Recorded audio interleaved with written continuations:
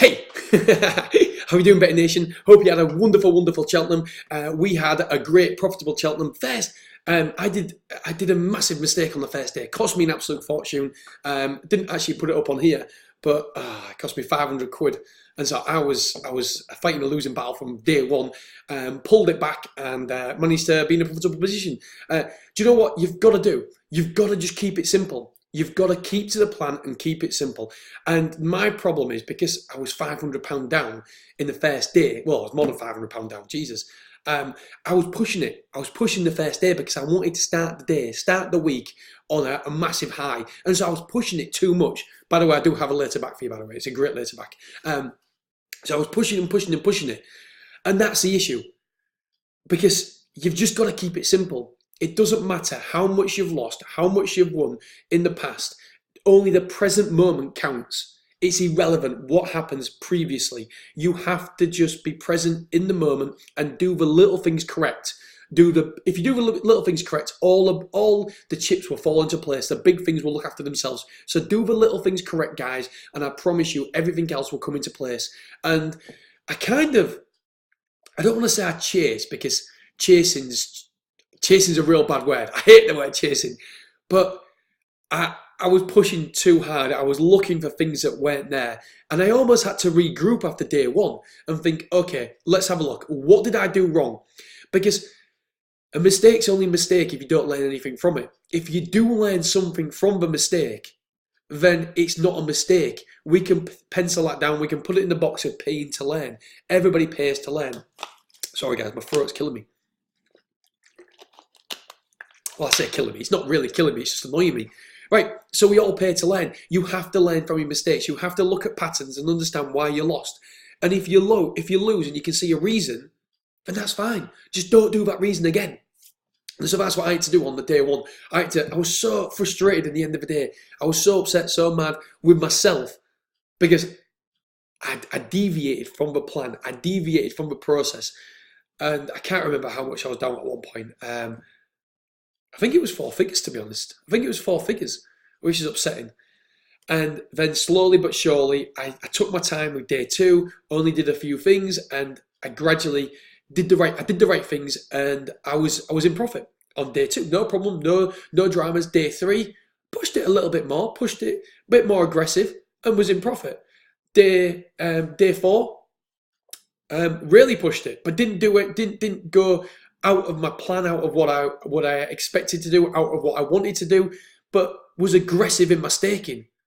But I felt comfortable, always was comfortable, and made just over, I think it was £500. So it was a profitable week for me. It wasn't the £2,000 that I was expecting and wanting for the new grass, but I believe more important than that, more important than the £2,000, I actually learned something from it.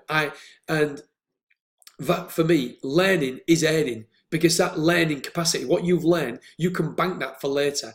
And that for me is more important than £2,000 because all the things that I learned about myself this week, well, I learned so much about myself, but that's a whole new story, is profit in the future. So learning is earning. And so please, please, please don't get down about your losses, and don't get too up about your profit either. You've got to dissect it. What is the reason that you actually lost in the first place? Was there a reason? Is there a pattern? Can you learn anything from it? And if you can, then that's great, because it's not really a loss because you are paying to learn. Anyway, Betting Nation, something I'm really, really passionate about is looking at your historical things, looking at what went wrong, and that's data. That is gold. You sat on some gold. If you've had a bad week, that is amazing. That is gold. You can learn, you can take, you can look into that, you can dissect it. You can learn something from that. I sound worse than I actually feel, by the way. I feel fine, but just my nose. Right, so please, if you've had a bad week, just look into it. What is the reasons? What were the factors? How were you feeling? How was your mindset? How can you improve? If you had it again, what would you do differently? And I don't mean not do that trade, back this, back that. I mean, what would you do differently? Fundamentally, the reasons behind your trades. Can you learn something from it? Because if you can learn something from Betting Nation, it's not a mistake. Right, okay, I've gone on for 5 minutes about that. But I'm going to do a podcast about this because I think patterns are so important, and we need to learn from our patterns, not just in betting, but in life as a whole as well. Like, what happens when you're drunk? What do you do? Like my wife says, really, really quickly, every time I go out, it's like I'm card happy. Like other people get mad, angry, aggressive. I don't.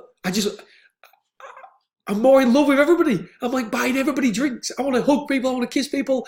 And I'm like, I'm card happy. Claire's, I only went on Beverly for 3 hours. 3 hours, Beverly. It's like £2.50. Okay, it's not £2.50. About £3 a pint. I spent over 200 quid. How does one person spend over £200? Because I'm card happy. So Claire's not allowing me to go out on my card anymore. What can you learn from it? What are your mistakes? It's like I think about that. That's nearly half Centre Parks. It's just on buying random people drinks and like hugging people. And so you can always learn from everything in life. Learn from what your previous patterns are. And then improve them if you want to improve them. Don't improve them if you don't want to improve them. But you always should be always looking to improve. Anyway, I love that. I love patterns. Right, today we've got a great later back for you. I've got 3 later backs in total. So I'm going to show you one today on the YouTube video because I've spent for 5 minutes about nonsense. Please give me a thumbs up. Don't give me any thumbs down. I do think it's valuable. If you really, really listen to what I've just said, I do think that's valuable.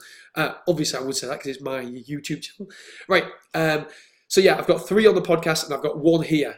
It's the same one as we've got on the podcast, but I just wanted to go into a little bit more detail with you guys. Right. Okay, this one is called Natsovia. We've done this one before. If you remember me talking about it last time, I actually did a video about it. I can't believe this went up to 200 to 1 in running, because if anybody knows this horse always is off a bridle, but does fine for pressure, But that's great for us because we can utilise that information. If it's off a bridle, that means that the price will be pressurised to go upwards. And so what we do is we lay first of all and then back afterwards. Oops, excuse me, hiccup. Right, here we go. I've got the last race all sorted for you. It went up to, what did it go up to? In running 2. Natsovia went up to 290s in running. Absolutely bonkers, bananas. I actually thought it only went up 125s on the day when I did the podcast. And even that price was too much. It should never have gone up over 20s. Well, mate, that depends on how much you know the horse. Right, okay. So it's drawn in stall 5. They're off. They're off. Here we go, 1.5 miles this time. So it just doesn't have a pace. Let's see who's going to win. Look, it just doesn't have the pace to go along with it. Already at the back of the field. And so normally, if you're looking for 30% profit, you'll be out the market now from a later back. Look how far back it is. There's your 30% straight away. This is how easy, I don't want to say easy, this is how good later backs are. And by the way, yes, I know I'm back in my jumper again. I watched it, all right. I'm back in the jumper. I like it. It's a big baggy jumper, perfect for sat behind a computer. Right, so we get the point. Let's have a little look. Gets ridden along early as well. This one, from memory, cantered through the race. Finished fair, 20. I wonder what price that went in running. There you go, just gets ridden along here. Just gets a little bit outpaced. And by the way, it doesn't matter at this point because we're already out the market. I'm already out the market last time at this point. Look, ridden along there, just ever so slightly, just to close the position. Travelling fine now. Maybe I saw something then, I don't know.